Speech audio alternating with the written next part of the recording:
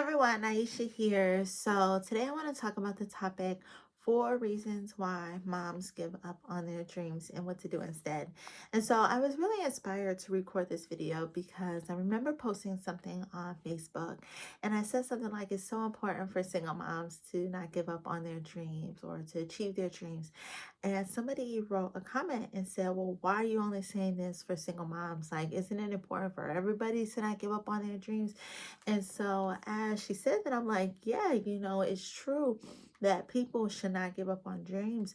But I think there are certain situations and circumstances which leads to moms giving up on their dreams more than other people, and single moms even more so than married moms.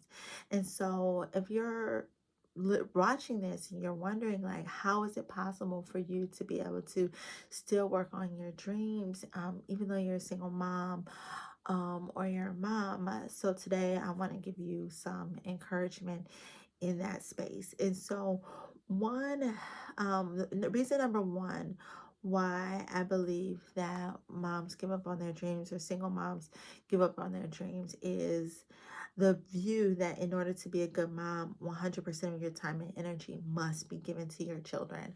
And I think one of the things that's false is that there is this view that in order to be a good mom, 100% of your time and energy has to be on your kids, and there's no room for you. And that's one of the things that I really bought into when my kids were super little. So I was trying to continue to build my business, maintain my dreams, and continue to pursue my goals when my kids were young. But I remember feeling so much mom guilt about me doing those things. And I was dealing with a lot of single mom guilt as well. And just some of the things that the twins' dad told me when I was pregnant. And then slowly but surely, after my kids were born, I started to believe that lie that if I pursue my dreams, that it meant that I didn't love my kids, and that's not true, right? And I think that sometimes with the mommy war thing, the um the moms who are stay-at-home moms, and the working moms can be at war with each other because as working moms believe like sometimes it's just that they have to work, but other times they're just thinking that in order to show their kids what pursuing dreams means or what provision means, that they have to work outside the house and that they're giving their kids a good example, right? But then the stay-at-home moms might say, well, no, you need to be there 100% for the kids, be at home because that's the best way to do it. And there can be some opposition between two different camps about what the best way to raise kids are, and then you have other people's opinions weighing in as well, which can create a lot of confusion because there's not necessarily one way in order for your kids to turn out well. It's just really not. It's about what works for your family, what's necessary for your family. As single moms, we got to work, right? We have to be able to bring in income. And so for many single moms, being a stay-at-home mom is not an option, right? And so and I think that if it's not an option for you, you cannot feel guilty about the fact that you have to work outside of the home. It's about how do you maximize the time for when you're with your kids. And so then that brings up the question, well, like if I'm working, I'm spending that time once I'm off of work with my kids. So where do my dreams fit in? Right. And sometimes we have to look at things in terms of seasonality, right? And timing. So when my kids were little and when I ended up staying at home with my kids for 3 years. I know right after I said it's not really possible, but I stayed at home with my kids for 3 years. And during that time, I ended up giving up on my dreams for different reasons, right? I was really dealing with a lot of single mom guilt. I was dealing with some depression. I was dealing with things that their dad said about and just speaking like failure and like all this other crazy stuff over me. And so I ended up not believing that it was possible for me anymore. I thought it was possible for everyone else, but not me. And so that's a big reason also why I ended up giving up on my dreams for a period of time. Number one, I wanted to be home with my kids, but number two, I didn't believe it was possible for me to pursue my dreams. And so I didn't. But then once my kids got to preschool, And they were in school more so during the day, and then kindergarten when they went full time, right? Then I was able to spend more time working on my dreams because my kids were in school. But I realized that I needed to cherish the time that I had with them before they went to school. And so there were certain things that I put on hold until they were in school full time. Once they started, K through kindergarten, right? And so there might be a seasonality piece and a timing piece to what you're able to do. But the important thing is that to keep on going, to know that it's possible.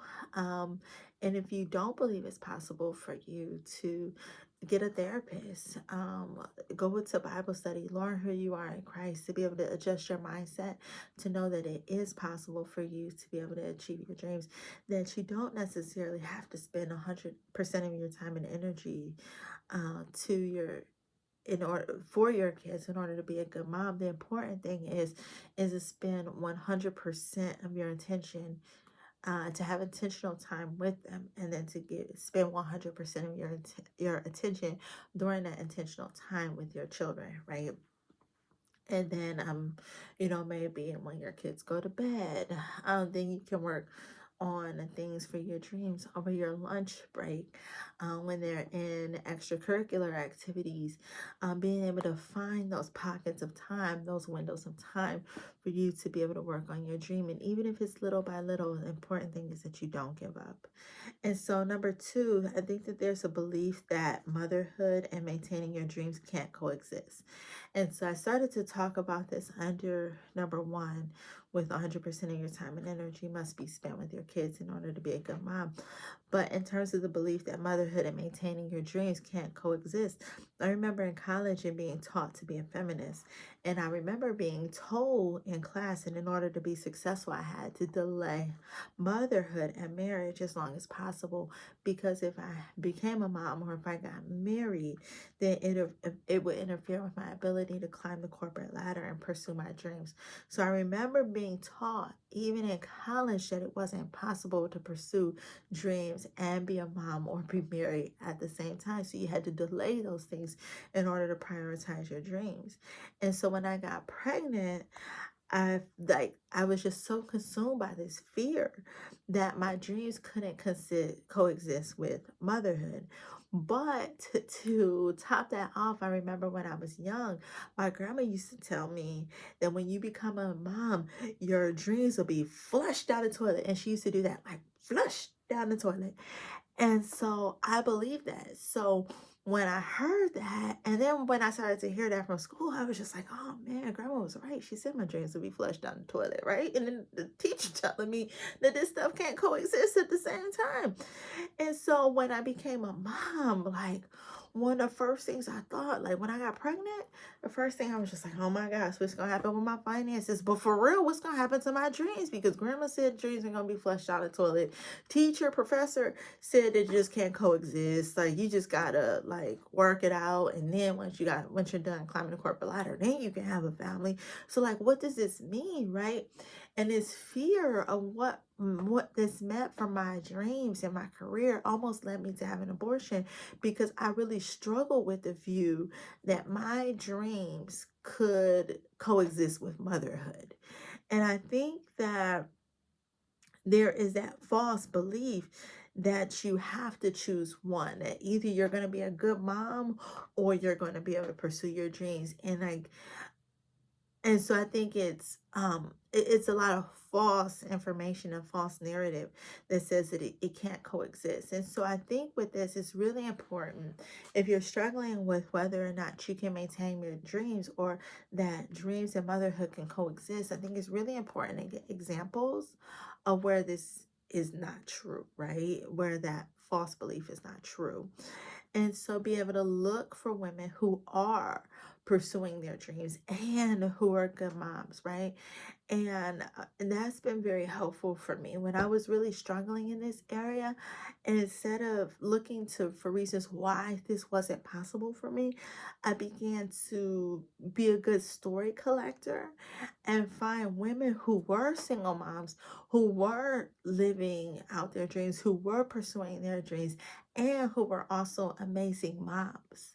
Because when I saw those stories for other people who were doing it, it let me know that it was possible for me too.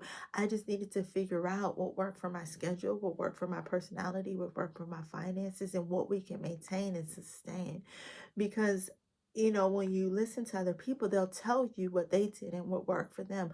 But ultimately, what you can do is you can take pieces of what worked for them, or you can try what worked for them, but be open to changing it as you learn what works for you and your family.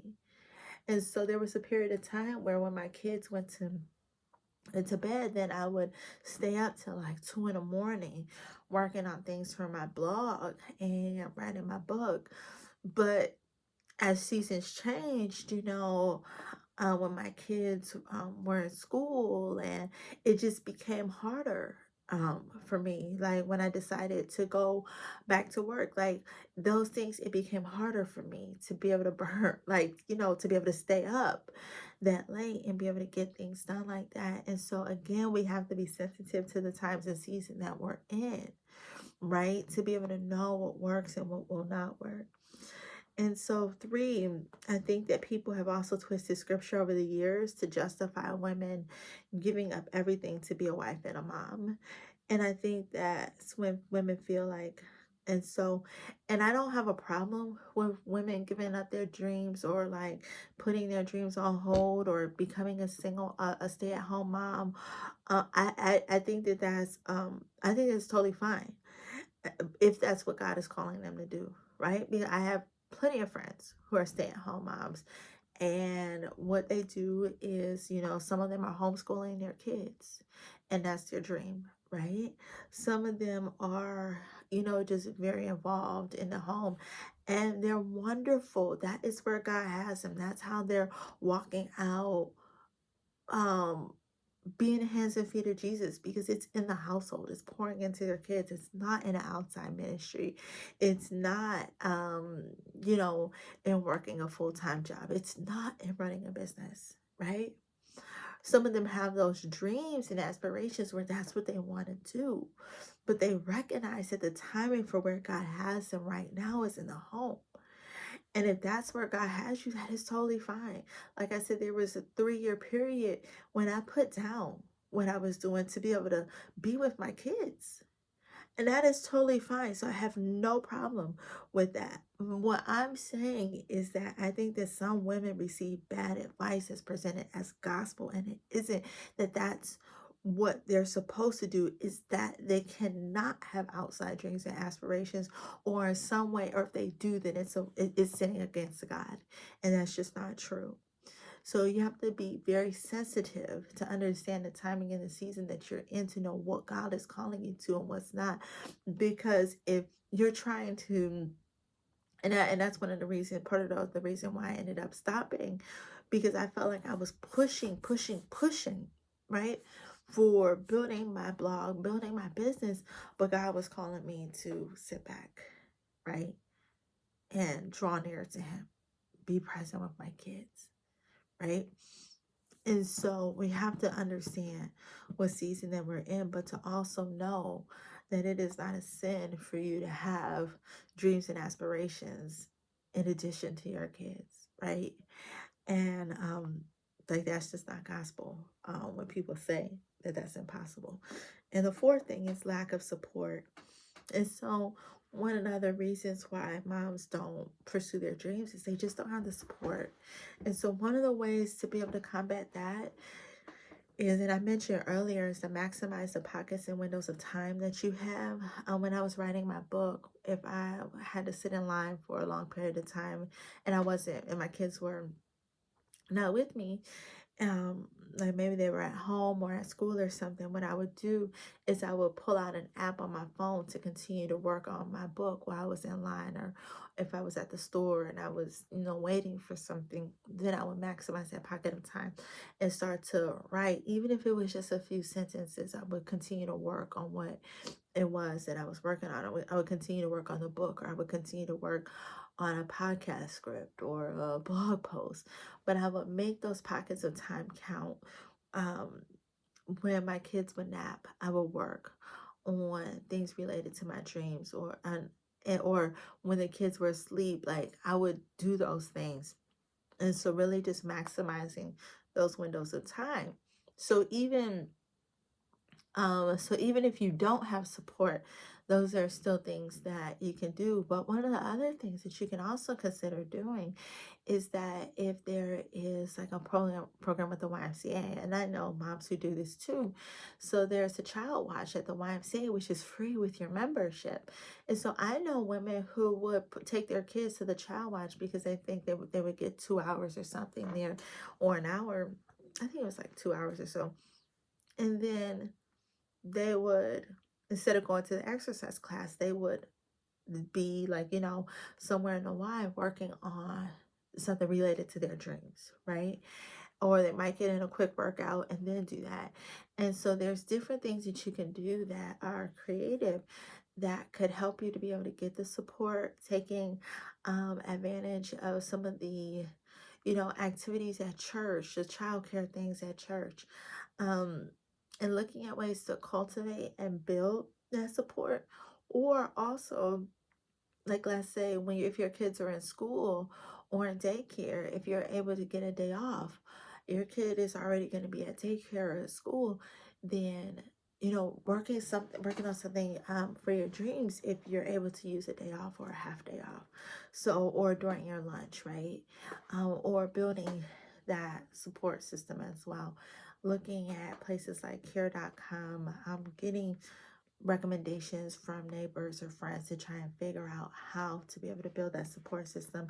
And I talk about this in Navigating the Impossible, Survival Guide for Single Moms from Pregnancy Through the First Year of Motherhood, is how to build that support system as a single mom. So I highly encourage you to get Navigating the Impossible, Survival Guide for Single Moms from Pregnancy Through the First Year of Motherhood. It is available on Amazon, and that talks about how to build that support system so that you can overcome that barrier of no support, and so you can begin to work on your dreams. And I'm just a big believer that if your kids see you walking out the purpose and plan that God has for your life, if your kids see you pursuing your dreams, then it just shows them that it's possible for them, right? Wherever it is that God has you, whatever purpose and plan that He has you in, let your kids see you excelling in that. Let your kids see you honoring God in that. Let your kids see you being open and vocal about pursuing the plans that God has for you in your life, because your kids are most likely going to have a different plan, right? God has different plans for all of us. And so none of us have the same assignment, right? But your kids seeing you walking in excellence in the assignment that God has for you, and pursuing the dreams and vision that God has for you, right? Because the more you submit to God's will, the more His dreams and visions for you will be yours, right? Your goals and visions, they won't be different. They will be in perfect alignment. What God wants for you, you want that too. Right? So you're not gonna want to be like running off doing something like doing Z when God has you to do A. When you're submitted to the will of God, if God's goal and dream for you is to do A, that's your dream too, right? And so as your kids see you living out God's plans and purposes for your life, it's going to show them what it's like to be submitted to the Lord, and and be willing to follow God's plan, and to be able to show that it's possible, right? Because God's goals and dreams for us should be our goals and dreams for us. And God will show us and give us, and He will order our steps for how to make that happen. And He will give us the resources along the way to make that happen, because those are His plans for us. And so I'm a big believer that we really need to walk according to the plans and purposes of God. Our kids need to see us doing that. Our kids need to see us pursuing our dreams, because it just shows them that it's possible for them. just like they need to see us following Christ, because it shows them, it gives them an example of what it means to be able to honor and follow Christ. And so I hope that this has encouraged you. I hope that this shows you that it's possible. I pray that you go and seek the Lord in prayer and ask Him what He wants for you to do in this season, in this year, um, and to ask Him to help you. Ask Him to help you, to give you the grace to be able to do what it is that He wants you to do, right? If He wants you to open up that business, if He wants you to start that ministry, if He wants you to volunteer more, if He wants you to quit that job, if He wants you to go back to work, whatever those things are, ask Him for the grace to be able to do it. And just know that by you doing what it is that you're called to do, it's showing your kids that it's possible for them to, and it's giving them a blueprint and an example for what that looks like. And so I just thought about this. So I would actually add 5. Sometimes we don't know what it looks like. That's a barrier because we haven't seen it happen, right? We don't know that it's possible. And I think that gets back to 2, that we think that motherhood and dreams can't coexist. And I think that there's a narrative piece of it, but also we haven't seen a lot of examples of it being possible. And so that's why it's very important, like I said, in 2, to be able to get examples that it is possible, right? And so if we don't have examples right now, then let us be that example for our kids to show them what's possible. And so please let me know how this encouraged you. Definitely grab a copy of the book, Navigating the Impossible, a survival guide for single moms from pregnancy through the first year of motherhood. It is on Amazon, and also a link to the webpage on Amazon is in the video description. So grab a copy of that book, and also like this video, leave a comment, love it, subscribe, and share with a friend. And yeah, thanks so much for tuning in. Have a good one. Bye.